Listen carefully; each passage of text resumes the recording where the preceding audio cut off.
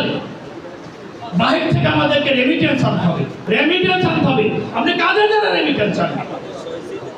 আপনি যদি দক্ষ নাগরিক তুলতে না পারেন, আপনি যদি শিক্ষিত হায়ার স্কিলস তৈরি করতে না পারেন, তাহলে যে রেমিটেন্স এই দেশে আসবে সেই রেমিটেন্স দ্বারা বাংলাদেশ চলবে না।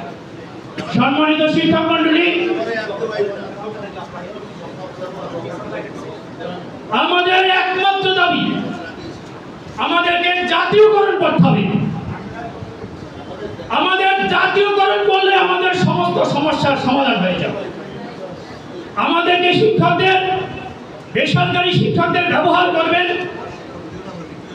বেসরকারি শিক্ষকদের ভোটে ব্যবহার করবেন, বেসরকারি শিক্ষকদের মিথ্যা ইতিহাস তৈরি করার জন্য ব্যবহার করবেন, অথচ বেসরকারি শিক্ষকদের পেটে ভাত দিবেন না। এই বৈষম্য আমরা মেনে নেব না। সম্মানিত শিক্ষক মন্ডলী, যে সরকারই আসুক না কেন, আমরা চাই আমাদের দাবি আমাদের জাতীয়করণ করতে হবে। আমাদের যদি আমাদের দাবি না মানে, আমাদের উপর যদি কঠিন সিনেমা চাপিয়ে দেন, আমাদের বেতন দেবেন না, আমাদের কম দিবেন, অথচ আমাদের দ্বারা সরকারি শিক্ষকদের চাইতে বেশি চাপ দিয়ে আমাদেরকে আদায় করে নিতে চাবেন, এই বৈষম্য শিকার আমরা হতে চাই না।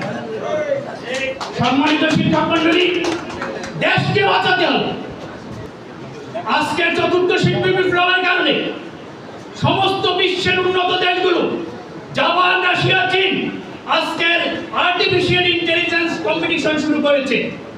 সেদের সাথে পারতে হলে, সেই বিশ্বের উন্নত দেশের সাথে চ্যালেঞ্জ করে যদি আমরা অধিক রেমিটেন্স আনতে চাই, তাহলে আমাদেরকে এই যে শিক্ষা ব্যবস্থাকে, শিক্ষকদেরকে মান সম্মান দিয়ে, শিক্ষকদেরকে মর্যাদা দিয়ে, শিক্ষকদেরকে আরো যুগোপযোগী করে তুলতে হবে।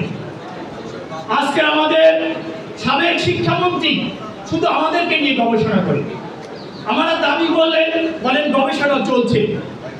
সাবেক শিক্ষামন্ত্রী, আপনার উপর শিক্ষকদের অভিশাপ আছে, আপনি এখন গবেষণা করতে থাকেন।